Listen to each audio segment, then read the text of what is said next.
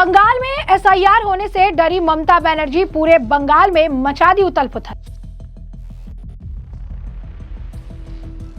ममता बनर्जी ने कई जिलों के डीएम बदले।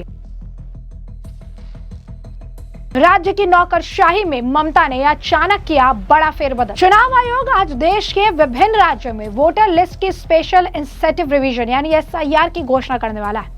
हालांकि इस ऐलान से पहले ही पश्चिम बंगाल की मुख्यमंत्री ममता बनर्जी ने बड़ा कदम उठा लिया। उन्होंने राज्य की नौकरशाही में बड़ा फेरबदल किया है। पश्चिम बंगाल सरकार ने आदेश जारी करते हुए कई जिलों के जिला अधिकारी यानी डीएम को स्थानांतरित कर दिया। इस फेरबदल के तहत कई अधिकारियों को जिला मजिस्ट्रेट की जिम्मेदारी से हटा दिया गया, जबकि कुछ को नए जिलों में तैनाती दी गई। अब ऐसे में आपको बता दें कि जो जानकारी सामने आ रही है, जिन जिलों में डीएम बदले गए हैं उनमें उत्तर 24 परगना, दक्षिण 24 परगना, कूच बिहार, मुर्शिदाबाद, पुरुलिया, दार्जिलिंग, मालदा, वीरभूम, झारग्राम और पूर्व मेदिनीपुर शामिल है। दरअसल एक बार एसआईआर प्रक्रिया शुरू हो जाने के बाद जिला मजिस्ट्रेटों का तबादला नहीं किया जा सकता। ऐसे में नवान्ना यानी राज्य सचिवालय ने घोषणा से ठीक पहले यह आदेश जारी कर दिया ताकि प्रशासनिक नियंत्रण सरकार के हाथ में बना रहे। राजनीतिक गलियारों में इस कदम को लेकर हलचल तेज है। विपक्षी दलों का कहना है कि ममता बनर्जी सरकार चुनाव से पहले प्रशासनिक मशीनरी को अपने हिसाब से तैयार करने की कोशिश कर रही है। हालांकि राज्य सरकार का कहना है कि यह नियमित प्रशासनिक फेरबदल है, जिसका एसआईआर या किसी चुनावी प्रक्रिया से कोई संबंध नहीं है। बहरहाल एसआईआर प्रक्रिया शुरू होने से पहले हुआ ये बड़ा खेला है बंगाल की राजनीति में एक बार फिर चर्चा का विषय बन गया है।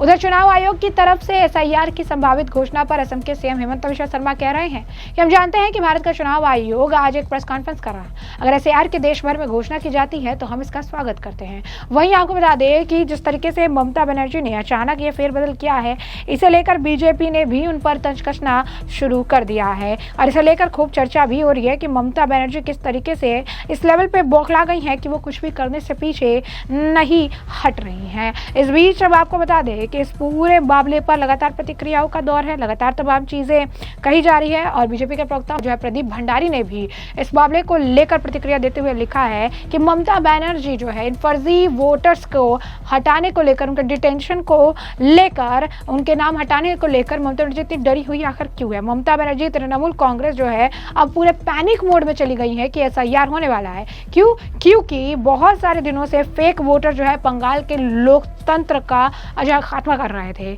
अब ये जो ममता बनर्जी का ये लाउड ड्रामा है, ये लोगों के लिए बिल्कुल भी नहीं है। इसके बिगेस्ट इलीगल वोटर बैंक जो उनको पावर में रखने में मदद करते हैं, जिसमें इलीगल माइग्रेंट्स है, बोगस वोटर आईडीज है, कट मनी मशीनरी है, इन सभी के बारे में उन्हें पता है कि अगर ये फेक नाम को इन वोटर लिस्ट से हटाया जाए, तृणमूल कांग्रेस की जो ये राजनीति है घुसपैठियों वाली, ये पूरी तरीके से खत्म हो जाएगी। ममता को बंगाल को को अपने बंगाल को बचाना चाहिए इन घुसपैठियों से, लेकिन ममता बनर्जी तो इनका समर्थन कर रही है। इसके बाद आपको बता दें कि लोग कमेंट सेक्शन में इस चीज़ को भी लिख रही हैं कि जो लोग भी एसआईआर प्रक्रिया को वहाँ करने के लिए जाए, उनकी भी सिक्योरिटी और सेफ्टी का पूरा ध्यान रखें। लेकिन क्योंकि आपने वो मंजर देखा होगा कि पश्चिम बंगाल में चुनाव कितने डर और भय के आड़ में किया जाता है, किस तरीके से वहां पर चुनाव में भी कितना खून खराबा होता है।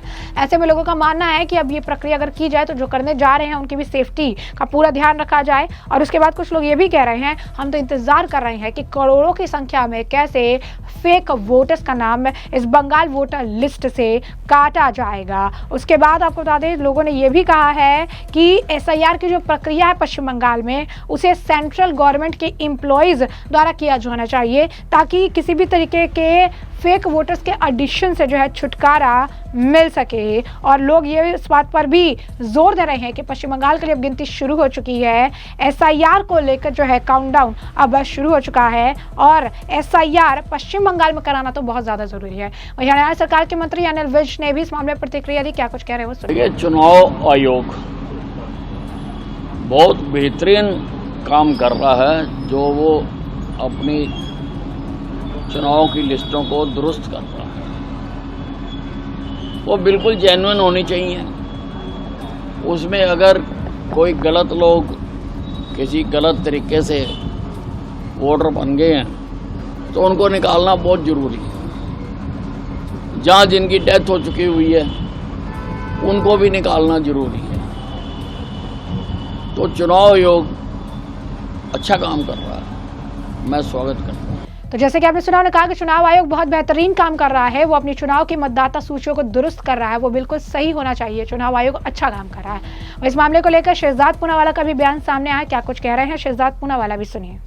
देखिए, एसआईआर के नाम पर भड़काओ भाईजान कमेटी फिर से एक बार काम पर। एसआईआर करना ये इलेक्शन कमीशन का अधिकार भी है, दायित्व भी है। देश में चुनाव करवाना इलेक्शन कमीशन का संवैधानिक दायित्व है। उसके लिए इलेक्टोरल रोल जो प्रिपेयर होती है उसकी प्रामाणिकता, नैतिकता, इंटेग्रिटी देखना ये इलेक्शन कमीशन का दायित्व है। परंतु कुछ लोग एसआईआर के नाम पर फिर से भड़काने लगे हैं। डीएमके कहती है कि इलेक्शन कमीशन साजिश कर रहा है। टीएमसी के तो नेता सिद्दीकुल्ला चौधरी कहते हैं कि गर्दनें काटी जाएंगी। इससे पहले उनके कुछ विधायकों ने दंगे भड़काने की भी बात की। इसका मतलब साफ है कि ये दल जो है, क्योंकि इनकी हार निश्चित है, तो ये हार का ठीकरा किसी पर फोड़ना चाहते हैं और अपने ही प्रदेश में जहां पर कानून व्यवस्था की जिम्मेदारी उनकी है वहां पर दंगे भी भड़काना चाहते हैं। वक्फ पर भी यही किया, सीए पर भी यही किया। और अब जो एसआईआर पर पूरा माहौल बिहार में भी बनाया गया, सुप्रीम कोर्ट में मामला गया, कोई रोक लगी? नहीं लगी। सुप्रीम कोर्ट ने बोला कि बहुत सारा पैशन है, रीजन कोई नहीं है। एफिडेविट दिया तो वो झूठा निकला। 45 लाख नाम जो हटाए गए, डिलीट किए, फर्जी नाम थे, अलग अलग जगहों पर दो दो नाम थे, उसके खिलाफ कितनी अपील फाइल हुई? 450 अपील भी फाइल नहीं कर पाए।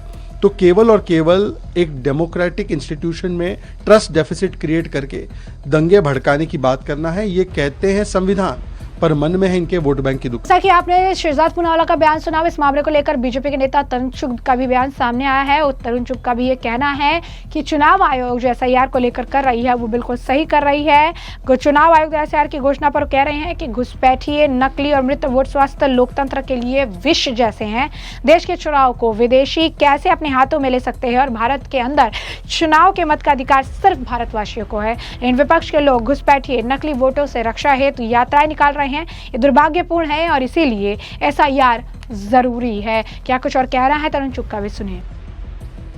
घुसपैठिए, नकली व मृत वोट स्वस्थ लोकतंत्र के लिए विष जैसा है, जो भारत के मतदाताओं के नेतृत्व चयन के मौलिक अधिकार का हनन है।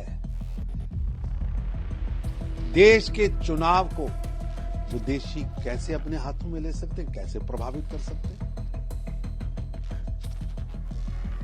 भारत के अंदर चुनाव के मत का अधिकार सिर्फ भारतवासियों को है, पर दुर्भाग्य है कि भ्रष्ट युवराज व युवरानियों की टोली घुसपैठिए में नकली वोटों की रक्षा हेतु यात्राएं निकाले।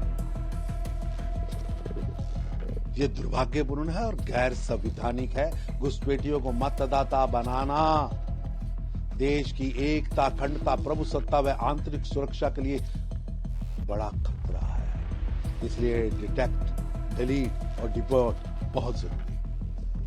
तो जैसे कि आपने तमाम बयान सुने और हमने आपको जो पूरा मामला है विस्तार से बता दिया है कि पूरा मामला क्या है, किस तरीके से एसआईआर की प्रक्रिया होने से पहले ही ममता बनर्जी ने जो है बड़ा उथल पुथल मचाते हुए बड़ा उलटफेर किया है। कई जिलों के डीएम जो है हटा दिए हैं और वहां पर नए डीएम की नियुक्ति की गई है। इसके पीछे का कारण है कि एसआईआर प्रक्रिया शुरू होते ही डीएम की अलग तरीके से जो है आप कह सकते हैं ना हटाया जा सकता है ना नई नियुक्ति की जा सकती है। इससे पहले ही उन्होंने ये काम कर दिया है।